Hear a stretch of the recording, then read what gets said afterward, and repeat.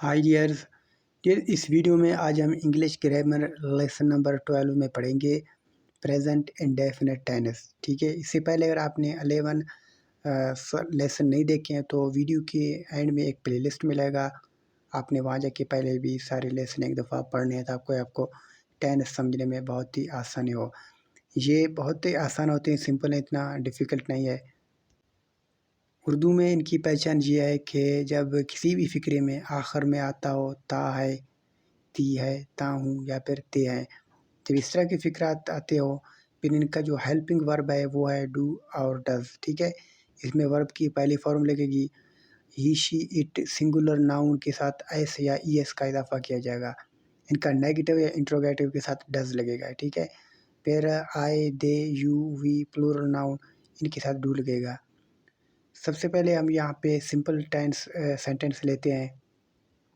Simple sentence बनाने के लिए स्ट्रक्चर कुछ इस तरह है कि सबसे पहले आपने सब्जेक्ट लगाना है, फिर वर्ब की पहली फॉर्म, फिर ऑब्जेक्ट। जैसे मैंने यहाँ पे लिखा है मैं फुटबॉल खेलता हूँ। ठीक है, आई प्ले फुटबॉल। मैंने पहले भी बताया कि आई के साथ एस का इजाफा नहीं होगा। इस तरह, ठीक है, मैं फुटबॉल खेलता हूँ, आई प्ले फुटबॉल। तुम एक ख़त लिखते हो, यू राइट अ लेटर। ठीक है, यहाँ पर भी एस का इजाफा नहीं किया जाएगा। उसके बाद है जी हमारे पास अहमद किताब पढ़ता है। अब अहमद एक सिंगुलर नाउन है। ठीक है, अहमद रीड्स द बुक। अब रीड के साथ हमने एस का इजाफा किया है, रीड्स। ठीक है, अहमद रीड्स द बुक। उसके अलावा एक और मिसाल लेते हैं, वो कपड़े धोती है, शी वॉश क्लोथ्स। ठीक है, वॉश के साथ हमने ई एस का इजाफा किया है, शी वॉश क्लॉथ्स, वो कपड़े धोती है। हम क्रिकेट खेलते हैं, we play cricket, we play cricket. ठीक है, यानी कहने का मकसद ये है कि he, she, it single noun के साथ एस का इजाफा किया जाएगा। इसके अलावा जितने भी प्लूरल नाउन है उसके साथ एस का इजाफा नहीं किया जाएगा। जैसे वो क्रिकेट खेलता है, ही प्लेज क्रिकेट। अब हमने यहाँ प्ले के साथ भी एस का इजाफा किया है, ही प्लेज क्रिकेट। उसके बाद यहाँ पे नेगेटिव सेंटेंस लेते हैं। नेगेटिव सेंटेंस का स्ट्रक्चर कुछ इस तरह बनेगा, सबसे पहले हमने सब्जेक्ट देना है, फिर डू और डज जो भी सेंटेंस के मुताबिक होगा वो लगाएं, फिर नॉट, फिर जी वर्ब की पहली फॉर्म, फिर ऑब्जेक्ट। अब यहाँ पे एक मैं मिसाल लेता हूँ, जैसे वो क्रिकेट नहीं खेलता है, he does not play cricket, he does not play cricket. अच्छा, एक चीज़ का ख्याल रखें कि जैसे हमने यहाँ डज़ लगाई है, अब वर्ब के साथ एस का इजाफा नहीं किया जाएगा। होना तो यूँ चाहिए कि ही डज़ नॉट प्लेज क्रिकेट, अब प्लेज नहीं हो क्योंकि हमने डज़ के साथ यहाँ पे एस लगा दिया है। ठीक है, he does not play cricket.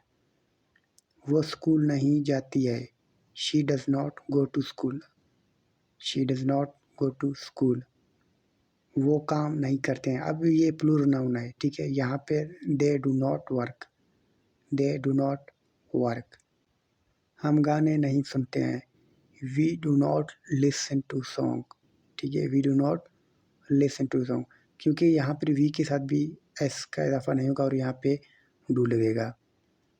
इस तरह के इंट्रोगेटिव सेंटेंस में हमने यहाँ पे सबसे पहले डू या डज लगाना है, फिर सब्जेक्ट, फिर वर्ब की पहली फॉर्म और लास्ट में ऑब्जेक्ट। अब हमने यहाँ पे लिखा है, क्या तुम स्कूल जाते हो, do you go to school, do you go to school. क्या वो पढ़ाई करती है, does she study, does she study. कई बार हमें ऐसे सेंटेंस भी बनाने पड़ते हैं जिसमें नेगेटिव भी है और इंट्रोगेटिव भी है। अब इनका स्ट्रक्चर कुछ यूँ है कि सबसे पहले आपने डू या डज लगाना है सब्जेक्ट के मुताबिक, फिर सब्जेक्ट लगाएं, फिर नॉट, फिर वर्ब की पहली फॉर्म और लास्ट में ऑब्जेक्ट। जैसे क्या अहमद ख़त नहीं लिखता है, does Ahmad not write a letter. क्या तुम मोटरसाइकिल नहीं चलाते हो, do you not ride a bike, do you not ride a bike. क्या मैं खाना नहीं खाता हूँ, do I not eat food. इस तरह के जितने भी जुमले होते हैं आपने जैसे स्ट्रक्चर याद रखना है, फिर आप बहुत ही ईजीली तरीके से आप यहाँ पे सेंटेंस बना पाओगे। ये पहला सेंटेंस था, इंशाल्लाह कल हम पढ़ेंगे कंटिन्यू के बारे में।